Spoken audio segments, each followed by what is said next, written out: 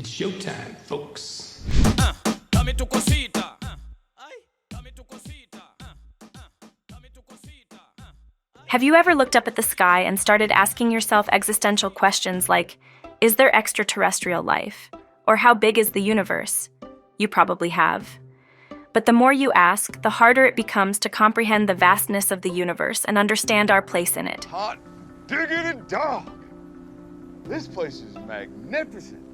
But don't worry, you're certainly not the only one who has no idea what's happening in the universe. What do you mean? What do you mean? Thank God, or perhaps thanks to the universe, we had Carl Sagan, an American astronomer, planetary scientist, cosmologist, astrophysicist, and more. He was also known as the scientist who made the universe clearer to the ordinary person. He was a renowned popularizer of science. Although Sagan passed away in 1996, his work remains relevant to this day. One of his notable works is a book called Cosmos, published in 1980. Even after several decades, it still immerses readers in the universe's vastness, intricacies, and the profound mysteries it holds. With more than 140,000 ratings, the book holds a 4.39 rating on Goodreads. Let's explore some of the mind-expanding moments Sagan discussed in his book. From the beginning, Sagan paints a picture that puts our existence into perspective. While it's natural for us to feel that our lives, our planet, and our struggles are of immense importance when viewed against the backdrop of the universe, we're merely a fleeting presence. Earth, in this vast cosmic arena, is akin to a tiny speck of dust floating in a sunbeam. To further illustrate the enormity of space, Sagan introduces the concept of light years. This measurement isn't about time, but distance. It represents the distance light, the fastest thing in the universe, travels in a year. That's approximately 6 trillion miles. Considering that light speeds through space at 186,000 miles every second, which, in relatable terms, is equivalent to circling the Earth 7 times, you begin to grasp the universe's vastness. If that doesn't fascinate you, Sagan provides more figures, stating that the cosmos, another name for the universe, contains roughly 100 billion galaxies. Each galaxy houses hundreds of billions of stars and planets. Decades after this book's publication, scientists are estimating even larger numbers, suggesting there could be as many as 2 trillion galaxies. That is amazing. Sagan also explains how the stars and planets have always taught us about Earth and its position in the universe. Since the earliest days of our species, the night sky has been a source of wonder and curiosity. Ancient civilizations, without today's tools and technology, looked upwards, seeking answers and guidance from the stars.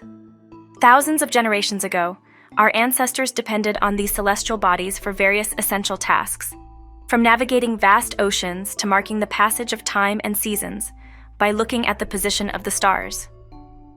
This was all possible because of the regular and predictable movement of celestial objects. This innate human curiosity wasn't solely about survival. It marked the beginning of our quest to understand our place in the universe. Over time, this curiosity led to groundbreaking discoveries that reshaped our understanding of the cosmos. In 1543, Copernicus challenged the then popular belief that everything revolved around the Earth. He proposed a radical idea: Earth and other planets orbit the Sun. This concept was revolutionary and paved the way for future astronomers like Kepler, who further refined our understanding by suggesting that these orbits were ellipses, not perfect circles. Carl Sagan made humanity realize our profound connection to the universe by stating, "The nitrogen in our DNA, the calcium in our teeth, the iron in our blood, the carbon in our apple pies were made in the interiors of collapsing stars. We are made of star stuff." One of the most captivating sections of Cosmos delves into the tantalizing possibility of life beyond our planet. While some planets, like Venus with its extreme conditions, seem unlikely candidates for life, others, like Mars, present intriguing possibilities. Mars, often referred to as the red planet, has characteristics that make it a potential candidate even for colonization. However, not without challenges. The planet lacks liquid water, essential for life as we know it. To date, no evidence of past or present life has been found on Mars, but there's still much of Mars left to explore. Beyond our neighboring planets, Sagan ventures into the realm of the unknown, the existence of extraterrestrial life. If other life forms exist, they would have evolved under conditions unique to their worlds, making them potentially very different from us. How so? Just think of Earth's diverse life forms.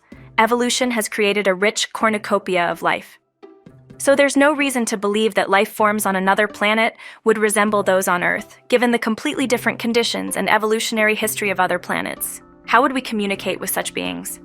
Sagan theorizes that radio signals, capable of traveling vast distances across space, might be our best bet. Such signals, if detected, might be structured in a way that indicates they're the product of intelligent civilizations. To this day, we still remain captivated by signals from space, always wondering about the mysteries they might hold. 43 years later, many of the things Sagan explained in the book might be common knowledge to some. However, Sagan gets the credit for explaining, in simplicity, how tiny we are, as well as pointing out how modern science's origins trace back to Ionia. Influenced by various civilizations, the Ionians shifted from worshipping gods to understanding the principles of physics. They pioneered experimental approaches, with Democritus introducing the concept of atoms. However, Greek philosophers like Pythagoras, Plato, and Aristotle emphasized theoretical over experimental work. This mindset, combined with the rise of Christianity, suppressed scientific exploration until the 16th century.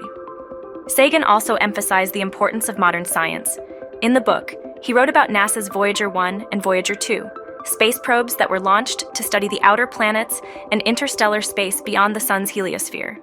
Sagan did not live to see human-made objects leave the solar system for the first time in history. Voyager 1 did it in 2012 and Voyager 2 in 2018. Now, they are both more than 12 billion miles away from Earth. After the launch in 1977, Sagan knew their importance, explaining in the book how the Voyager's journey best symbolizes our sense of discovery. Both crafts are sending us important information about the cosmos, like in 1979, when Linda Morabito of the Voyager team used some of the sent pictures to discover an active volcano on Io, the innermost moon of Jupiter. Voyagers are still on the mission, and after Sagan's book, at least one thing is clear.